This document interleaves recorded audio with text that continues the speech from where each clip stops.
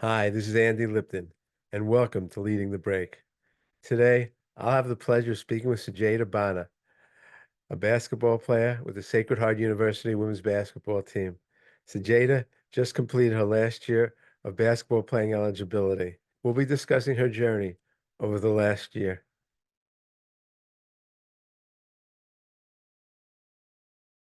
So, Jada, thanks for doing this. It's really nice to see you. Appreciate you coming. Thank you for having me. And so I wanted to start our conversation with a little over a year ago. You're in the gymnasium at Fairleigh Dickinson University. You guys are playing. You guys came in second in the regular season in the NEC conference, and now you're playing for the championship in the tournament. The winner goes to the NCAA tournament.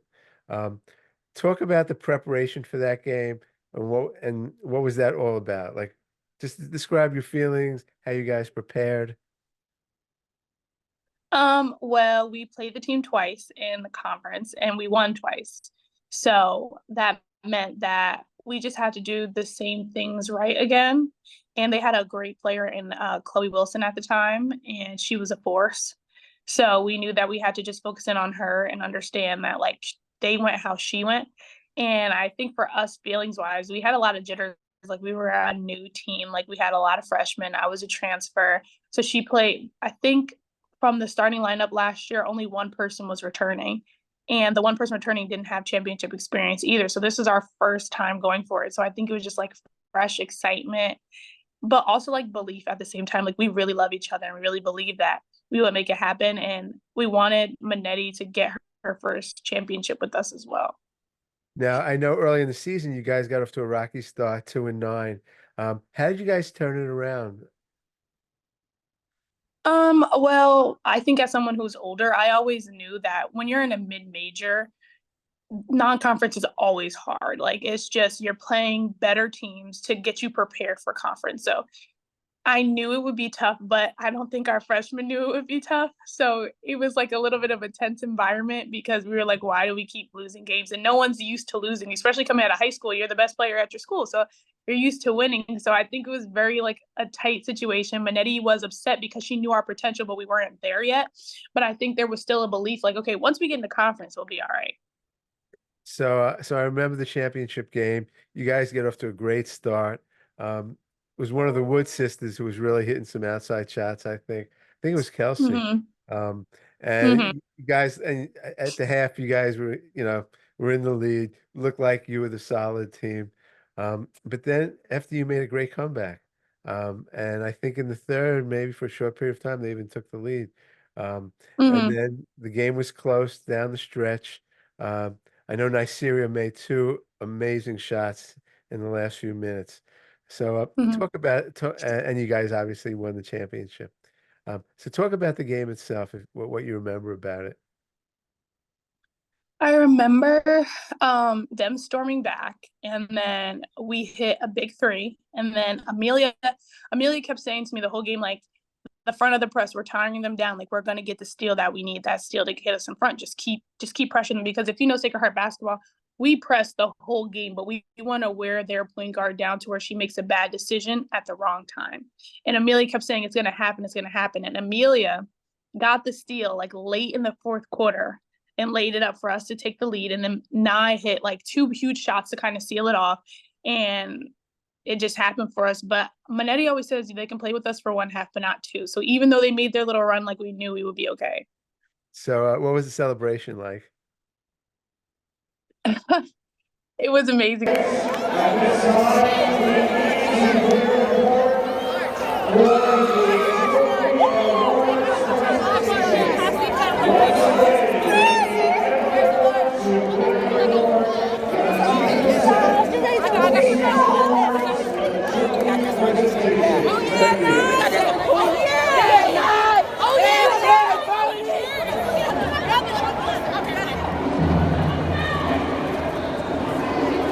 Like we got to spray Manetti. Like all the alumni came back, so they were in the locker room. Like we have so much support at our school, so we had like a whole parade for us. Like we got to go to the NCAA tournament. Our families are huge. Like we always say, like I think something we'll always remember about the FDU championship is that it felt like we were at Sacred Heart because we had so many people there, like so many people in red, our whole band, all our families. Like it was just, I don't know, it was amazing. It's hard to explain.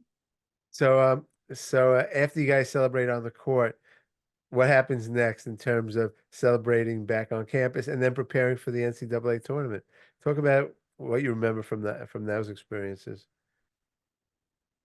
Um, so yeah, we prepped. Oh, I remember after the selection show, we literally flew out that next morning, like 8 a.m. So we got back from FDU. We had like a celebratory dinner. We had the selection show, and we literally had to fly. Well, we were also excited when we found out we were going to California. And that next morning we had to fly to California. So we literally had like a few hours to rest and pack everything up and go. And we knew that we wanted to make history because Manny kept saying like you'll be the first NEC team to win an NCAA game.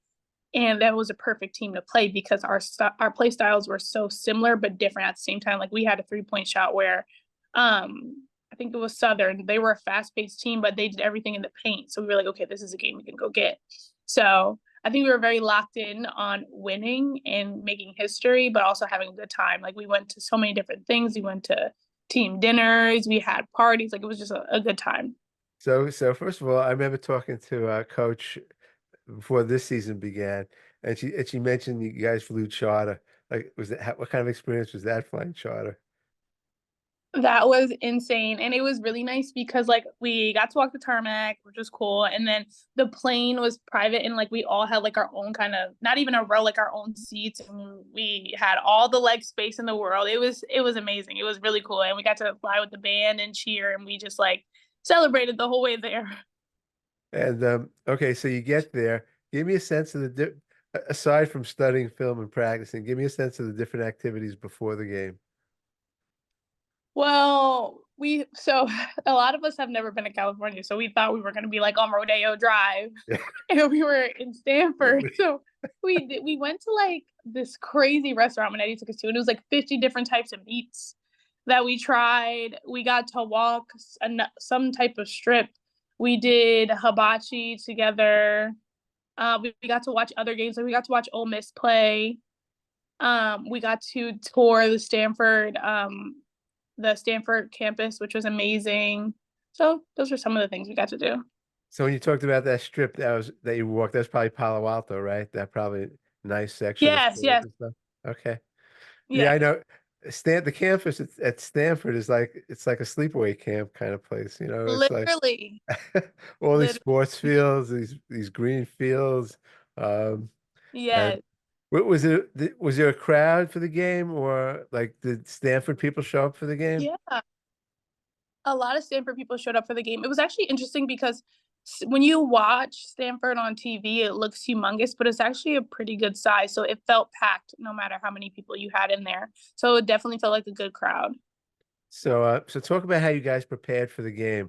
Like what kind of film study, what kind of court time? Was it scrimmage? Was it just walking through plays? Talk about that prep for that game. So prep for the game. We kind of did the same thing we always do. We did film and scout, like scouting them just like a regular team. Like they lace up their shoes the same way we lace up ours. We did the same up and down we would normally do. Like we didn't preserve anything for the game. And yeah, no really different from how we prepare for FDU. I mean, did you actually scrim? So like you had some scrimmages before the game? Yeah, we do like on prep days we do like half full speed and then half like breaking down our plays. So we did like a little bit of up and down like we normally do before a game. Gotcha. So you got there Monday. Um, would you scrimmage Tuesday? Or you practice Tuesday? Would you? We practiced, yeah, I think we practiced Tuesday and yeah, just Tuesday. Then we played our first four game on Wednesday, and I think we played our first round game on Friday. Okay. So let's just walk through. So the game against Southern. Talk about what that game was like. What do you remember about that game? It was really cool. I think it was just cool to play at Stanford. The starting lineups are very different. Like they put it up there with next to the March Madness, which is insane. So many cameras, so many people there. We got to meet some great reporters who do like analyze the games. And then, I mean, it was just high energy. Like I never played, I think we were playing in HBCU, so their band was like amazing, like very good. And the team was just a different style of play, which was exciting. And we wind up winning. So that was that was great. Did you guys feel differently about the game in terms of just the playing it? You know, your playing of the game. Did the coach feel different? Did your teammates feel different, or was it just another game? It was just another game. Like we already won a championship. Like we had nothing to lose, so we just came in excited and ready to just play basketball. And then you win this game. And then when did you find out your next opponent? Oh, you knew your next opponent right away, I guess. Yeah, we knew our next opponent. We knew immediately. I'm trying to think. But the Southern game, I actually rolled my ankle, so I couldn't play Oh, against really? Stanford. So she wound up starting 3 freshmen against Stanford, who was a 1 seed in the NCAA tournament. And I think we were winning for like a good 3 minutes, and then they put their giants in and overpowered us. But it was amazing. So how disappointing was that not to play in that game? Um, it wasn't disappointing because like I'm a big person on gratitude, and like I was just happy to be there and be a voice still for my team. And I knew that we would make it back because like Oh, our really? team is really good. Yeah. So what was the view from the bench like in that game? Oh my gosh, it was crazy. Like I never seen like Cameron Brink in person. They had Lauren Betts on the team at the time, and they were giants. My team was making shots, so I was like so hyped. Like it was amazing. It definitely was. Were you able to take in the atmosphere? Like, were you looking around? Oh my gosh. Every time I could, like I was just like, this is amazing. A lot of people don't get this opportunity. So you guys lose. What was the feeling after the game? How are you guys like disappointed? Are you still excited that you're the first NEC team to win an NCAA tournament game? Yeah, we weren't sad. I mean, like we would hope to upset Stanford, but we knew it was a possibility that we would win the game. So we were just the only thing I would say we're sad about was our last game with our seniors, which was like very emotional because we love them so much. But we were also so proud of all that we did and like all we accomplished in a year where no one thought we would do anything because we were preseason six. So we knew that, it was just time to be together for the last few months we had with the seniors. So after that game, did you stay and watch other games? Did you go home right away? Like, what did you do until you got on the plane going home? We watched Mississippi, oh no, Ole Miss and Gonzaga, and it was a very good game. Ole Miss wound up winning, and then Ole Miss upset Stanford that next game. So it was insane to see like how it like built up to be a major upset in the NCAA tournament. So you guys stayed through Sunday? I think. We watched the game Saturday, and then when we got home, the upset was Monday. Oh, So okay. then we wind up, yeah, So you left Saturday? yeah, we left Saturday. So what'd you guys do after your game until Saturday? What kind of parties or other activities did you guys do? We didn't do much because we our game was late because we were on the West Coast. So our game was super late, so we left like early in the morning. So everybody was just tired from the game. Oh, I got you. Okay. What was the trip like coming home on the plane? It was awesome. I mean, we still had all this leg space. I know like people were excited just, to take another charter and then get home and celebrate with each other. So you guys get home back to school. You still have classes, obviously. Um, Hmm. how do you kind of wind down from this experience, or do you ever wind down? And can you kind of adjust going back to class right away, or how does that whole emotional journey kind of play out? I know myself personally, I'm in a very tough grad program, so I had to like turn the switch off. But I know maybe for like our freshmen, it probably was a little bit tougher because like they can do the work in their sleep. So I'm not sure. I hear. So the basketball season's over. What happens next? Do practices continue? Do workouts continue? And how are your classes going? So because we played so deep into March, we had about 2 weeks off. So you were able to kind of like get back acclimated with school, like catch up on anything you missed while not having to worry about basketball. We got to, have more time to hang out with each other because we didn't have to practice, during the weekend or whatever. And then we started workouts back like early, just about right now, like early April, and we would do strength 5 days a week, and then we would do basketball, I think three, like individual workouts, and then we play pickup, voluntary pickup, 2 days a week. And this lasted till when? Till June, through May? Um, through May when finals happened, so like the first week of May, and then summer session would start in July. Okay, so you have June off. Mm-hmm. Okay. So you're getting your master's in speech pathology, right? Mm-hmm. And you got your BA in health services? Mm-hmm. Okay. It seems like you're a really good student. 4.0 GPA in high Yeah. school, 2 years all Mm-hmm. academic, Mac. Um, and it looks like you got your BA in 3 years at Quinnipiac. Um, Mm-hmm. so talk about your professional goals in terms of speech pathology. Well, I love that speech is so versatile. You can work with babies, you can work with adults, you can work with people from 19 to 30 in their mid 20s, and you can work on so many things like TBI, early onset Parkinson's, if a child has autism, Down syndrome, so many different things you can work with them on. But I am specifically passionate about the older population, and I want to work in a long-term care center, like maybe like a skilled nursing facility, Right. to work with clients who may have dementia, Alzheimer's, Parkinson's, and give them another family member in the building, because I think it's so hard when you become someone that you're not used to, where like you start to lose memories or it's hard for you to communicate. And what makes you who you are is your ability to communicate and say what's on your mind, because those are unique to yourself. So I'm really, really interested, and I cannot wait to work with the older population. First of all, that's marvelous, really. That's just wonderful. And pretty much that speech therapist, that'll be like speech therapy. Mm-hmm. Mm-hmm. Um, yeah, I've had my own experiences with relatives in the hospitals and stuff, and Mm-hmm. working with speech therapists. Really, that's wonderful. That's wonderful. Thank you. So that's a 2-year program? I did the 3 year here because I had to do prereqs, so I'll be done next year. Oh, okay. Wow, that's Mm-hmm. pretty rigorous, 3 years.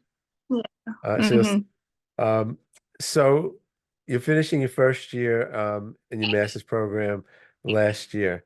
So Mm-hmm. how are finals? Kind of what do you remember about your classes after the tournament's over? What do you kind of remember about classes, finals, the It's work really itself? interesting.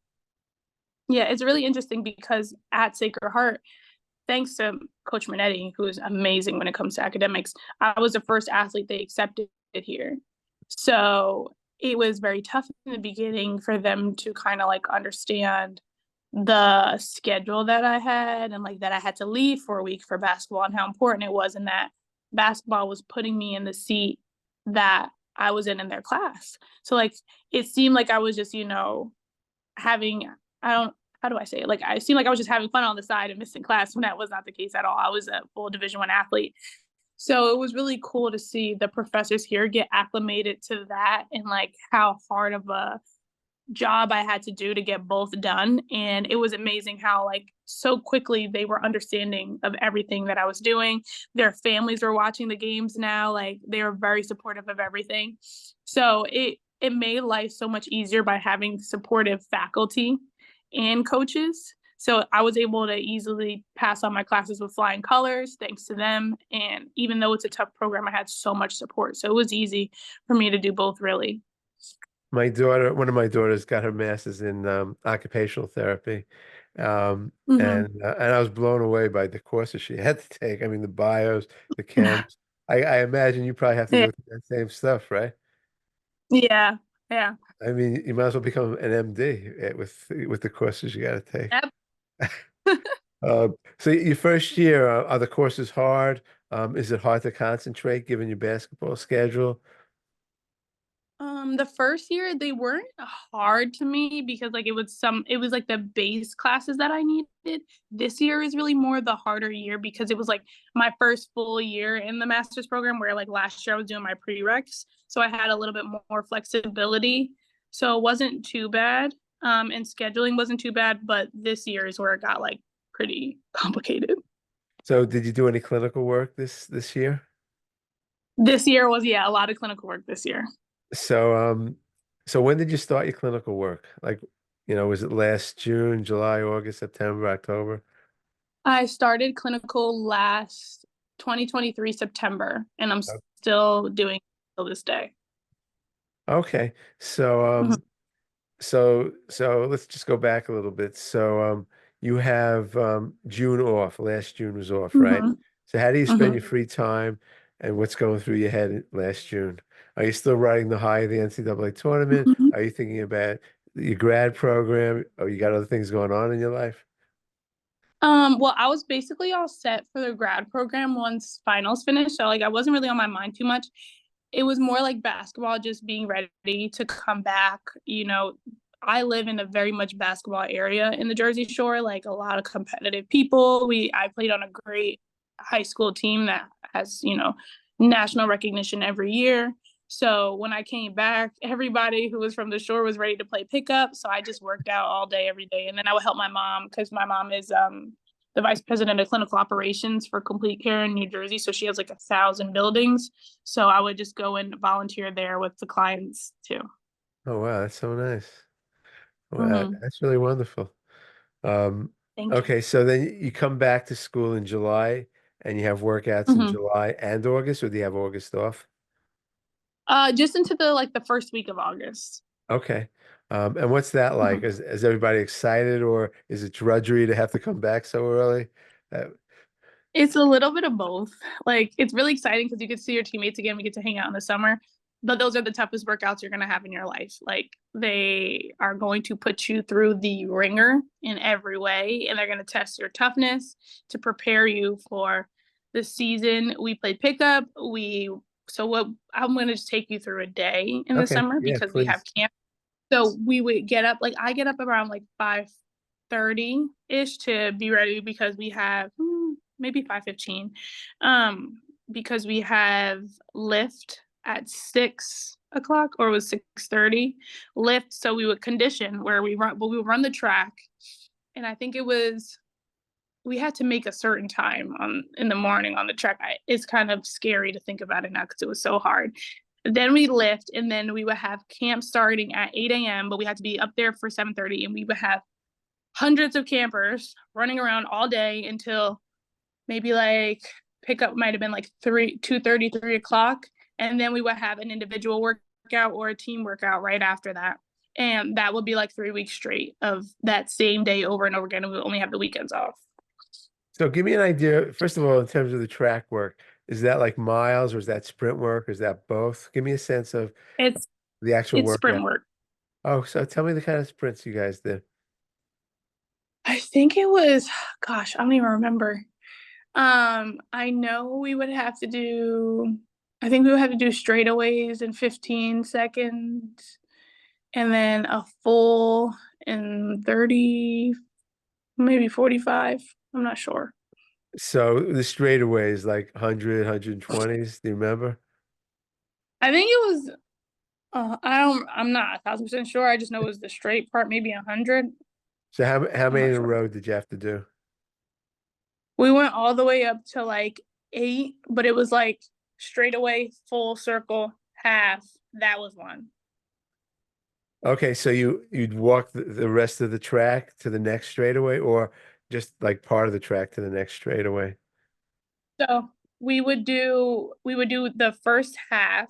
We would do that sprint. Then we will walk to the next line. Then we would do a full circle back to that same line that you were at, and then do a half to where you started. Okay. Hard to Um, explain. do you guys do any 200s or 400s? No, thank God. So what did you have to do what was the one you had to do in 45 seconds? The whole circle. Okay, so that's like a 400 basically on the track. Oh, that is okay. Okay, but believe me, if you were able to do it in 45 seconds, you'd be on the U.S. Olympic team. Um, it's, Oh, it's so maybe it was more. Maybe it was like 45 to 130. I don't know. I probably don't remember. I just remember dreading it. probably closer to 55 to 60, which would still be pretty darn good. Maybe Did you I do remember I was falling time because it was so hot. you were what? I barely could. I said I was probably falling out every time because it was so hot. I couldn't understand what was going on. I was so tired. By the way, how many of those did you have to do? 8. No, the It would 400. build up each 8. It would build up each week. Are you kidding me? 8 in a row, like, or did you rest in between? We would we would get a rest in between, and then we would run it Okay. again. Can I tell you something? Those are awesome workouts. I'm telling you, those hundreds, 400s, 200s. Um, I was just talking to someone recently, a WNBA player. I won't say who it was, and she mentioned how she didn't do track work this summer, and she was really thankful about that. But I got to tell you, to me, those are the best conditioning workouts you can do, really. They definitely get you in shape, but Oh, for for as a sure. basketball player, I think it's hard because we are not runners. Like we are pace runners, so we stop most of the game, get those breaks. No, but the thing is, it really builds up your endurance to be able to go Yeah. fast for a longer period of time.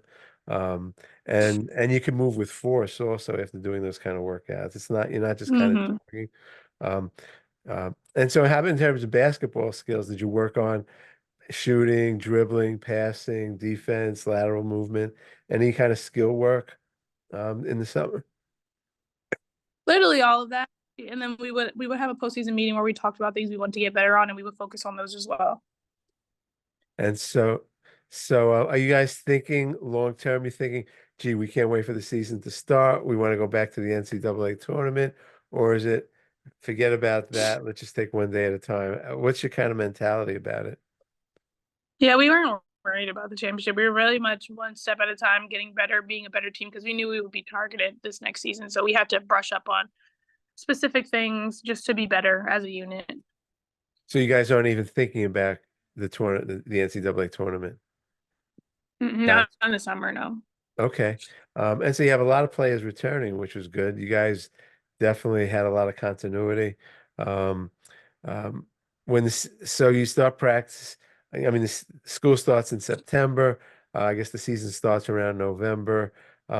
You guys, up until like September to November, you started your clinical work. How's that going? And can you describe some of those experiences?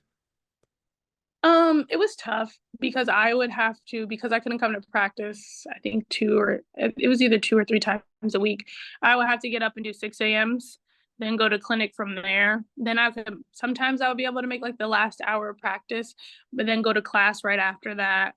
Like I would have like small blocks in between to even show up. So I had to do a lot of like work on my own. Plus I was in an elementary school. So I was with the kids from 9 to 12 every Tuesday and Thursday. Plus, we would have games, things like that as time went on. So it was definitely tough to juggle. Plus, I had some harder classes, but I had a lot of support. Talk about the experience of being with kids, elementary school kids. What was that like? I had kindergartners, and they could care less about what I did outside of being with them for that hour and 30 minutes or 30 minutes I had with them. They did not care that I played basketball. They just cared about what Miss Jada was doing at that moment. Their faces lit up every single time I saw them. I loved it so much. I had all the Sonic stickers and Bluey stickers. I just had an amazing time with them. I think it always made me excited every single day to come in and work with them and work on their sweet sounds and their little cute voices that now have to mature into more adult like voices. It was amazing. So this wasn't so much therapy as really just teaching, speaking. It was therapy, but it was speech. It was more like speech sounds, articulation, things like that. Where like with adults, it's more like you can do swallowing, you can do dysphagia, you can do work on aphasias. But when it comes to kids, we did more articulation and phonological awareness. So it was still speech, but in a fun way. Are these kids who actually need the therapy, or is it for all the kids? Okay. Yeah, kids that were referred by their teachers who may not be able to do their R's, or they may say like whittle still or like instead of like we're working on getting those sounds out. Gotcha. And did you work with the kids on a one-to-one basis? Mm-hmm. That's awesome. Yeah. That's really Yeah. awesome. My daughter, who's the occupational therapy, works in a school. Um, Oh. And so she works with young kids. Yeah, I it's really rewarding. I mean, it is. that's great.